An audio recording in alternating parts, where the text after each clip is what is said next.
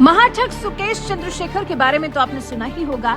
अब इस महाठग ने दिल्ली में कुछ लोगों की नाक में दम किया हुआ है और ऐसा कि एक के बाद एक इन लोगों पर वो इल्जाम लगा रहा है और ये लोग अपने आम आदमी होने के रोल को ठीक से निभा नहीं पा रहे। उसमें ये सुकेश चंद्रशेखर अड़चने पैदा कर रहा है। दरअसल ये जो कुछ लोगों की हम बात कर रहे हैं, ये कोई और नहीं, दिल्ली में आम आदमी पार्टी वाले हैं। फिर चाहे वो केजरीवाल हो, मनीष सिसोदिया हो या फिर तिहाड़ जेल में बंद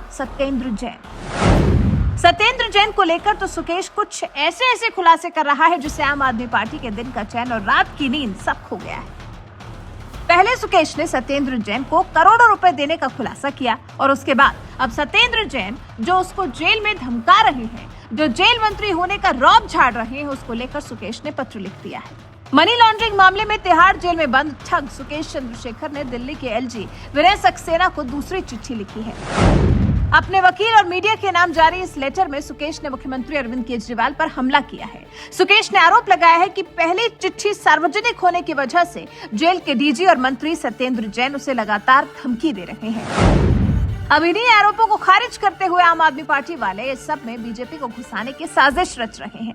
इस पूरे मामले में जिसमें बीजेपी का कोई लेना देना नहीं है, उसमें बीजेपी की एंट्री करा रहे हैं दिल्ली के डिप्टी सीएम मनीष सिसोदिया। सुकेश की चिट्ठी के जवाब में डिप्टी सीएम मनीष सिसोदिया ने कहा, एमसीडी और गुजरात में बुरी तरह हार के डर से बीजेपी ने तिहाड़ में बंद एक ठग से डील की है। वो रोज केजरीवाल जी के खिलाफ बेतुके आरोप लगाएगा और बदले में बीजेपी उसके केस में उसे मदद करेगी। मैंने सुना है कि अगले हफ्ते उसे नड्डा जी बीजेपी में शामिल कराएंगे।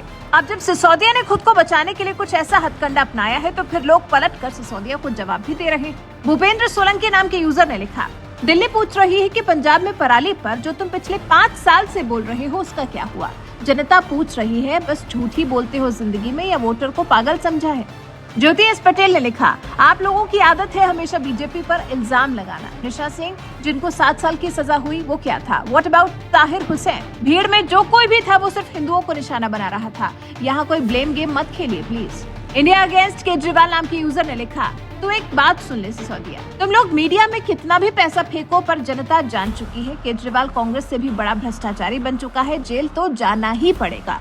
डॉक्टर दीपक शांडिल्य ने लिखा, अरे श्रीमान हैंडसम जी, एक ऐसी भविष्यवाणी तुमने यूपी चुनावों के दौरान भी की थी जहां तुम लोगों की जमानत जब्त हो गई थी। बजाते रहो नाम के यूजर ने लिखा, केजरीवाल और सत्येंद्र जैन आखिर होटल हयात में मीटिंग क्यों किया, उस मीटिंग में क्या डील हुई थी। ध्यान रखना ये बात कोई पूछने वाली नहीं है, सीसीटीवी और होटल के डॉक्यूमेंट सारे राज खुल देंगे। तो कुछ इस तरह से सोशल मीडिया यूजर्स ने सिसोदिया के बयान पर सिसोदिया को ही धो डाला। कॉनमैन सुकेश चंद्रशेखर ने अपने वकील को लिखे पत्र में आरोप लगाया है, दिल्ली के उपराज्यपाल से मेरी शिकायत के सार्वजनिक होने के बाद दिल्ली के मंत्री सत्येंद्र जैन और पूर्व तिहाड़ डीजी मुझे धमकी दे रहे हैं।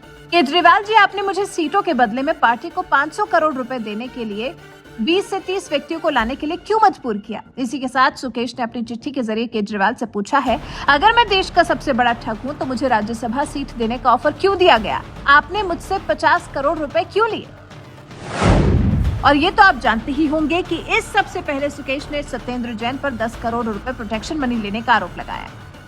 अब इन सभी आरोपों से बचने के लिए केजरीवाल और सिसोदिया छटपटा रहे हैं। वो किसी भी तरह से इस पूरे मामले में बीजेपी को इन्वॉल्व करना चाहते हैं ताकि सुकेश के आरोपों के बाद जो उम्मीद उन्होंने गुजरात चुनाव को लेकर लगाई थी उस पर पानी न फिर जाए। वैसे आप सुकेश के आरोपों से कितना इत्तेफाक रखते हैं? आपको क्या लगता है, क्या सुकेश के आम आदमी पार्टी पर लगाए गए आरोप सही है या फिर सिसोदिया ने जो सुकेश के जल्द बीजेपी में शामिल होने के आरोप लगाए हैं उनमें कितना दम है? क्योंकि सोशल मीडिया पर भी #Sukesh Chandrashekhar joins BJP trend कर रहा है। अब इस सब के बारे में आप क्या सोचते हैं? कमेंट कर हमें अपनी राय जरूर बताएं।